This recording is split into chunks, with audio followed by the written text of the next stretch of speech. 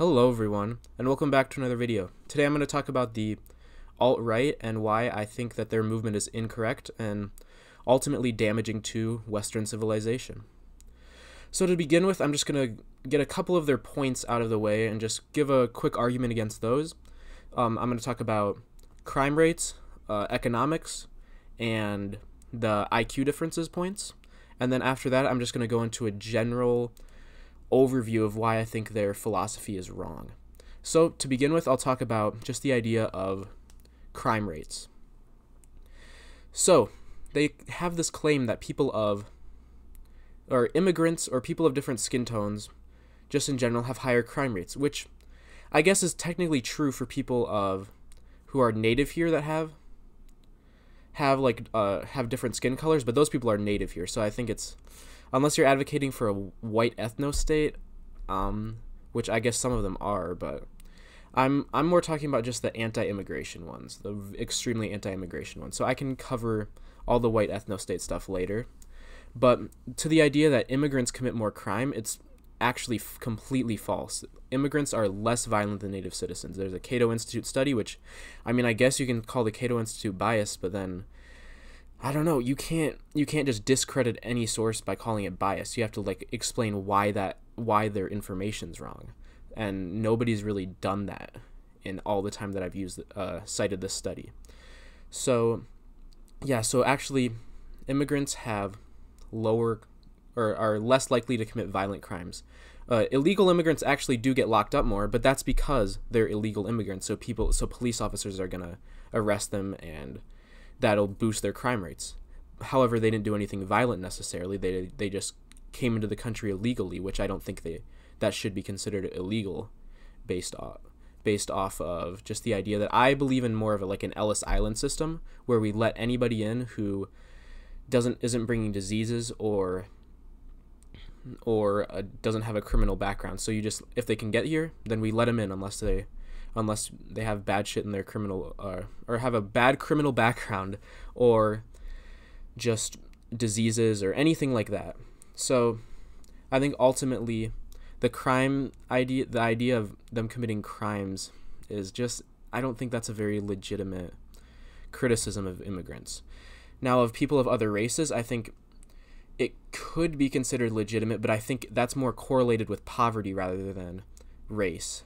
And I think also you got the war on drugs that incarcerates a lot of poorer people, which predominantly attacks black people. And also, if you look at the difference between sentencing for crack and just cocaine, I mean, obviously this war on drugs was targeted at black people.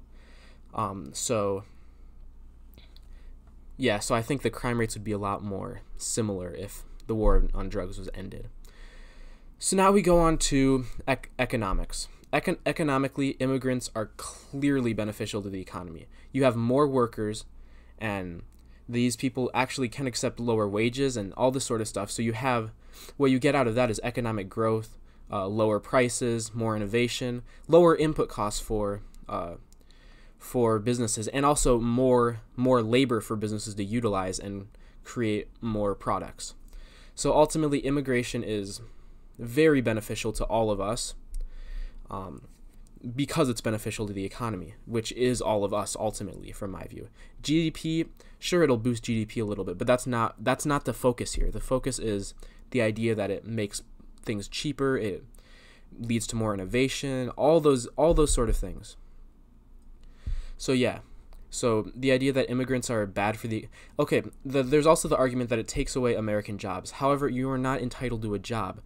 To say that you're entitled to a job implies that you're going to force a producer to give you a job, which is ultimately very damaging, because our economy is based off of free exchange and humans using their own mind to solve their own problems, and which is ultimately the best way to run a society, because you can't have one large mind controlling everybody. It's a lot less efficient, for one, and it's just immoral, because people should be allowed to pursue their own happiness. So that's the second thing. The third thing is just the idea of the differences between IQ of races. So these, I mean, they're hard to dispute because there's not people don't really, I haven't heard any good arguments against the facts of this case. However, the fact that they put these alt-right people, they put a lot of emphasis on IQ. And I think that's ultimately a very damaging way to view intelligence, because I don't think that's entirely what intelligence is based off of. You can train yourself to create more efficient ways of thinking and all that sort of stuff. And based on how you're raised and based on what education you get, that all affects your intelligence. It's not not simply IQ, this person's going to be successful, and that's not how it works. That doesn't make any sense to me.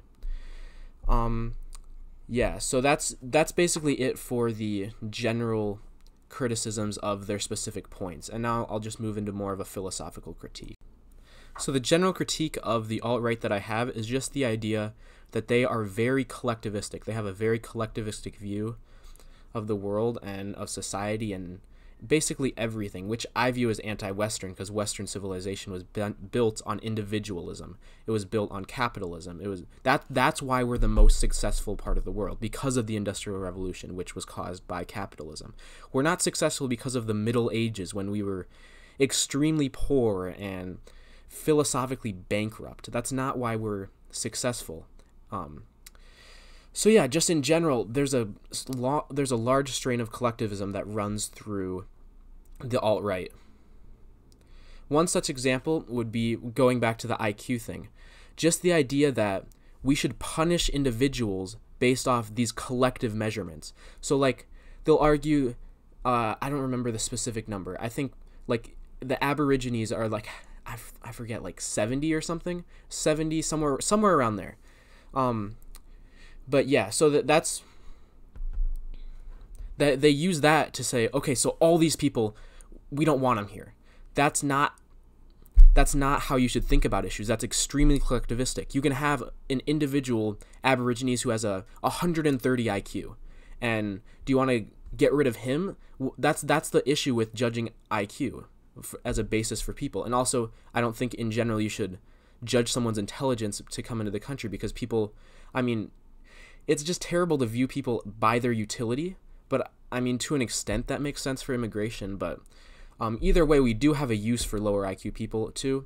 But okay, but all that aside, the general point that I'm trying to hammer home here is the idea that you can't use collective measurements to judge individuals. You judge them on an individual basis. That's why I believe in the Ellis Island system, where you let them come and you basically check to see if they have diseases or if they're criminals. And if they have diseases or they're criminals, you send them back.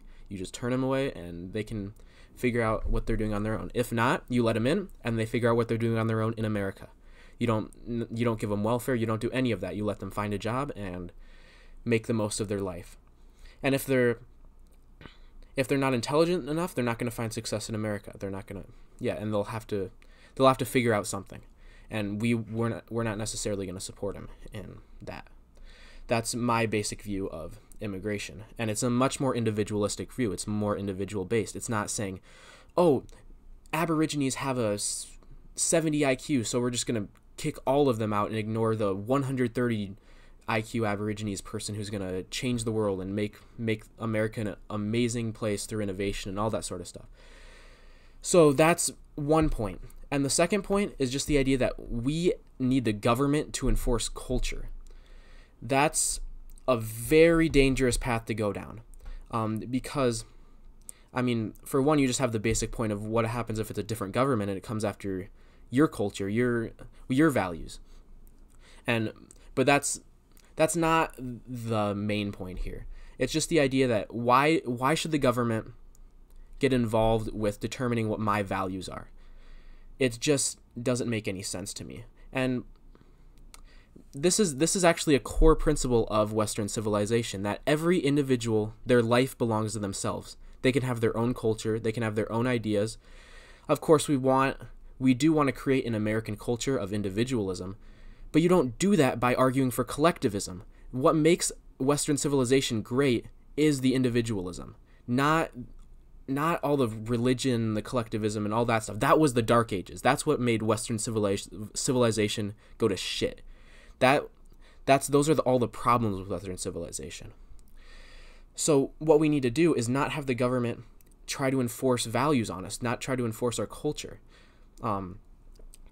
and let people live their own lives. That's what the West is based on. So by the alt-right trying to defend Western civilization by promoting collectivism, by promoting not letting people think for themselves and forcing a culture on them, you guys are not Western civilization defenders. You guys are the ones who are destroying Western civilization.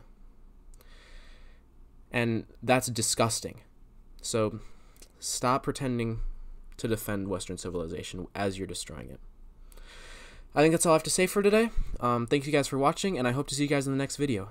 Peace.